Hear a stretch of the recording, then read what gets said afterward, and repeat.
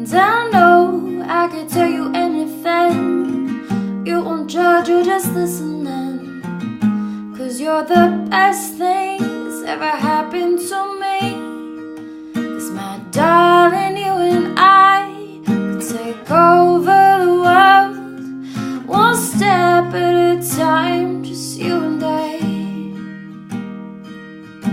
And you're the only one who brings light just like the sun, one step at a time, just you and I.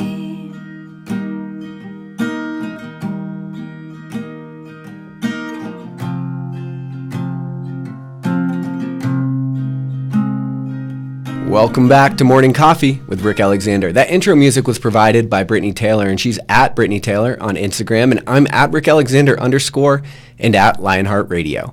If you guys want to connect with me, probably slipping into the DMs is the best way to do that because I spend way too much of my time on Instagram. And then also, as a bit of housekeeping news, the Next Clarity Academy kicks off on April 11th. Speaking of what you're doing with this life, today what I wanted to do is chat with you a little bit about why you might not be getting the exact results that you want. And so we got to kind of break this problem down. So this could be personally, it could be professionally, it could be romantically, it could be with your hobbies, athletically. If ever there's a time in your life where you are trying to do something and you're not getting the intended desired result or a successful result based on what you're trying to do, well, then you kind of have to ask yourself what might be going on. Now, what might be going on is that there's a misalignment between how you view the world and how the world actually is.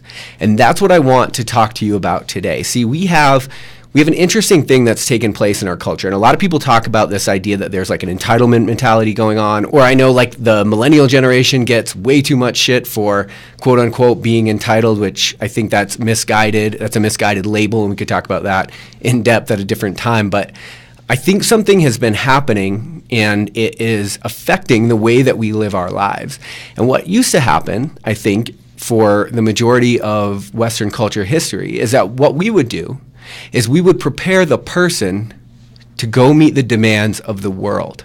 And the shift that's taken place in the last, probably decade, is that is no longer how we do things, right? And that's the problem with some of the PC or some of the outrage culture. And I'm not trying to in any way sort of target social justice or anything like that, because I actually do believe those are separate issues.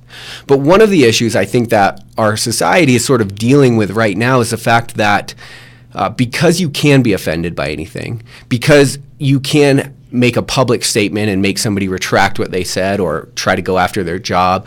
You see that a lot in the media now, warranted or otherwise. I think what's really going on right there is that what we're trying to do is we're trying to prepare the world for the person, right? And so when we go out into the world and things aren't happening on our timeline or how we'd like them to be, it's easy to get frustrated and say that the problem is with the world. But I think if we take a step back and we try to take a pragmatic view at what the hell we're doing with our lives, it's easy to see that going about changing the world is a much more difficult way to go about getting success. In fact, I think it would be a lot more streamlined to change the way that you're actually viewing the world, because at the end of the day, I think nothing is going to shape the quality of your life more than the perspective that you have on your life, right? And perspective is really everything. It's how people can be in really shitty situations and still make something good of it. And so if you're in any area where you are not getting the success that you want, perhaps the lens by which you are looking at the world is actually incorrect. So one of the things to think about, or one of the things that's going to play into this equation, is your value system or value structure, right? Because values are how we perceive the world, but it's also the lens by which we look through and see the world.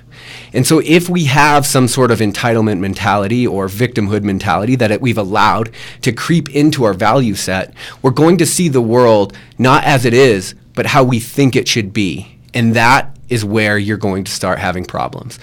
And so the question today is to think about where you might not be getting as much success as you would like. And hopefully you can find that area, because as people that are striving human beings trying to do something bigger and better with our lives, there's always an area where we can grow. There's always a lesson to be learned. And a lot of times what we want to do is fast forward through the painful parts, and we just want to get to the parts where everything is good, not realizing that it's the lessons that we get in the painful parts that are going to actually make the next season good. And if we don't get those lessons, we actually won't ever get to that point where the next season is good.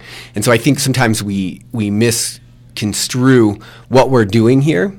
But think about these areas where you're not getting as much success as you'd like. And then think about the way that you're viewing the situation and how might your view of that situation be incorrect? What might you be assuming? See, presuppositions are one of the most difficult things to overcome, and one of the things that will kill your sense of well-being the fastest. Because if you presuppose an answer should be the way that you want it to be, well then what you're trying to do is change the world and not the person. The reality is that what we need to do is do all of the work we can on ourselves and then be open to the way that the world unfolds based on the work that we've done. But the second that you try to control the outcome, or you're trying to get an outcome that's different than what's happening, it could be that you're looking at the entire thing wrong. And look, I'm going to be honest with you, one of the hardest things that we can do is change the lens by which we look at everything else, right? Because it's sort of ingrained in us, our value set. So you really have to take a lot of time and spend a lot of time figuring out your values, figuring out how you're looking at the world, and then how that might in turn be influencing the way that you're actually seeing the world to begin with. Changing the world happens as a result of really dedicated people being the best versions of themselves that they can be, and then allowing that ripple effect to take effect. But when you try to change the world by force, when you try to expect a result that isn't necessarily given, then you're setting yourself up for failure because you're looking at the entire situation wrong.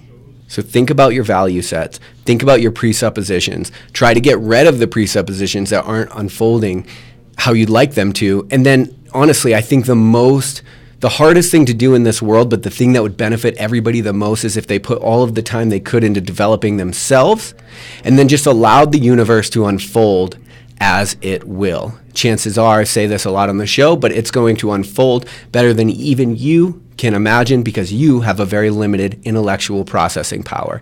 And so you simply cannot see all of the ways, all of the work that's going on below the surface, all of the ways that things could go more right than even you could imagine. And it might just be that you have to handle a couple more of the adverse outcomes in order to get the lessons that you'll need in order to be successful going forward. And so it could be you're looking at the entire thing wrong. We got to stop trying to prepare the world for the person, and we got to start preparing ourselves for the world. I think that's the only objective way to get success in this life. I love you guys. I'll talk to you later on Morning Coffee.